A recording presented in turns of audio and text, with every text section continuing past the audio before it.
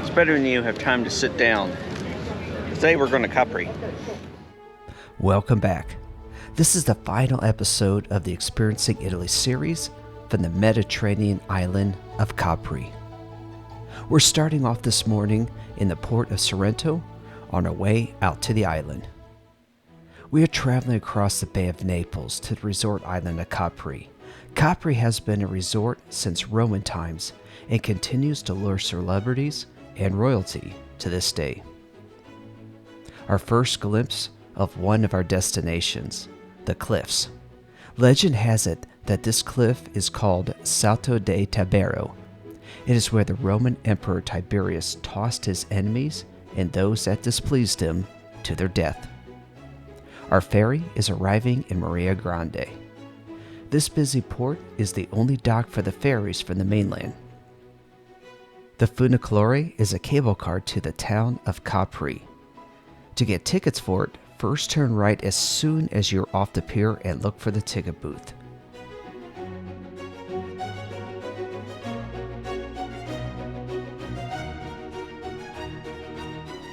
From Capri, you can get a commanding view of Monte Solaro.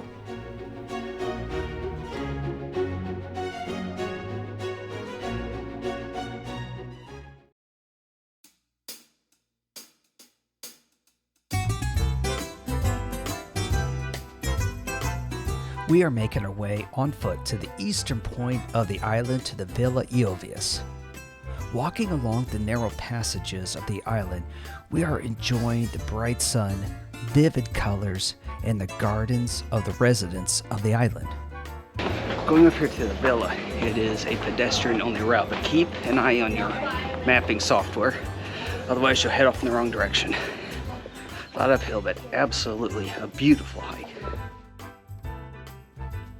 Don't forget to take a look into the gates along the way. Some of these places are nothing short of paradise.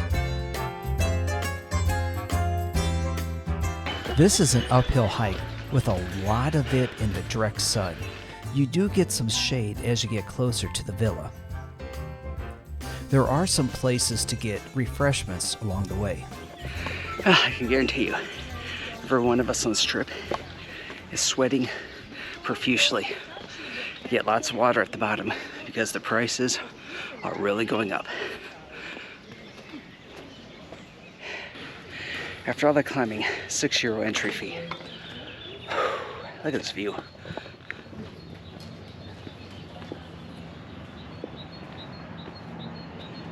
So we're looking now towards the Amalfi Coast. From the entrance, I was able to capture a couple of images of the rocky cliffs over the blue waters of the Mediterranean Sea.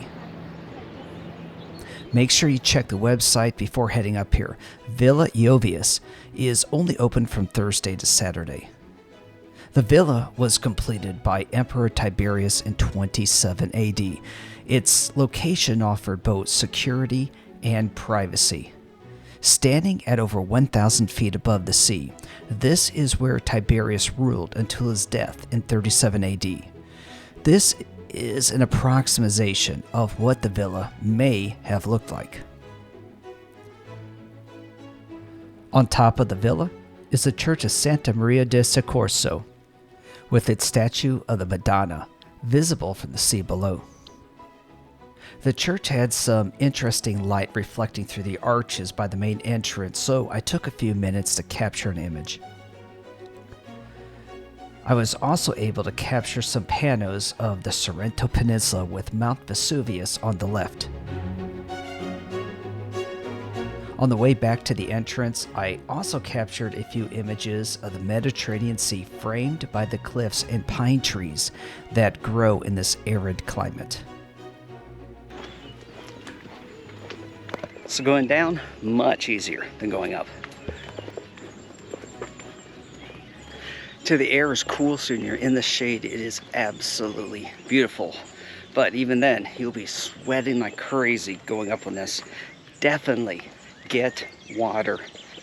down in Capri before you start to wait, because it just gets more and more expensive as you continue to climb up this mountain. And only this forested area, this is only maybe the last quarter mile.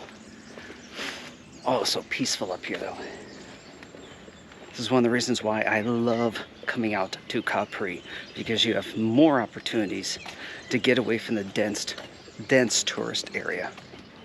As you're hiking around the island, keep your eyes open for those little details like this. I have no idea what this flower is, never seen it before. Definitely unique. It is a blue crown passion flower. It's actually native to South America.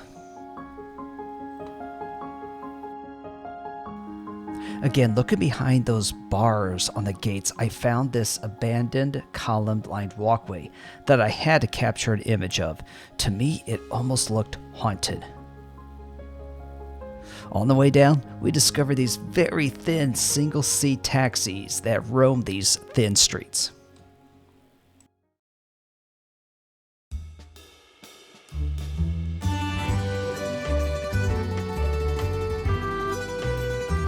Back in the town of Capri, we took a private cab on our way out to Capri, the gateway to the top of the island. The 2.4 kilometer road is so narrow that in some places only one car may pass in either direction. Trust your driver and enjoy the views hundreds of feet above the Bay of Naples. In Capri, we stopped for lunch. Just be aware that where you get dropped off is the primary tourist area of Capri, and the prices are going to reflect it. We are dining at the Blue Lizard and enjoying not just the food but the energetic personality of the owner, Vincenzo. Next, we're heading to Monte Solaro for views from the top of the island. This is the chairlift that takes you to the top. Woohoo! Here we go.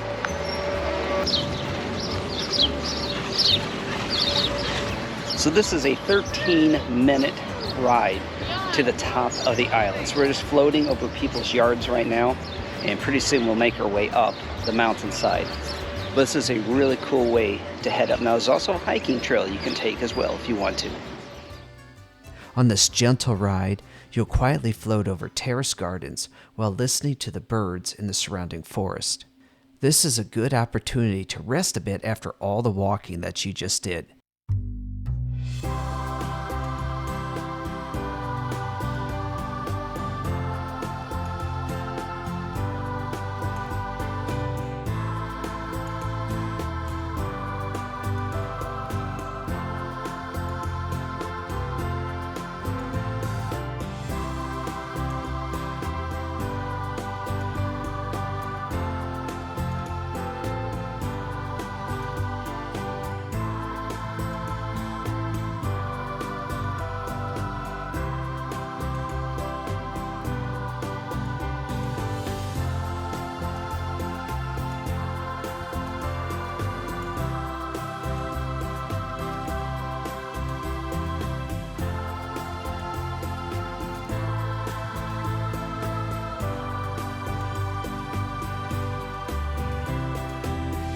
The views from the top are breathtaking as you look at the yachts below.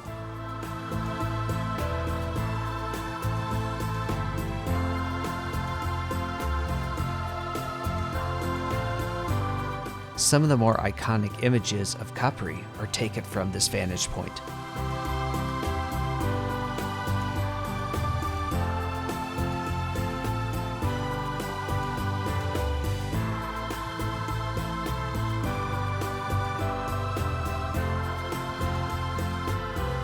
The trip down was just as relaxing. This time you get ocean views. There's also an optional hiking trail for the more adventurous traveler. Halfway down, you'll find a secluded church and more views to the south part of the island. Back in Capri, we walked one of the main avenues and side streets before heading back to Marina Grande for our ferry back to Sorrento. Back in Sorrento, we are enjoying one last meal and reflecting on our time here in Italy. Next week, I'll share with all of you how I was able to remove people from images inside the Roman Colosseum without a tripod. On November 13th, I'll share with you how to discover where your images are sold as stock and how they're being used. And for those of you looking for an adventure, on November 20th, we're taking the Jeep deep into the wilderness for a night of camping and astrophotography. Please make sure you subscribe, like, and comment. Enjoy your travels, enjoy your photography, and I'll see all of you next week.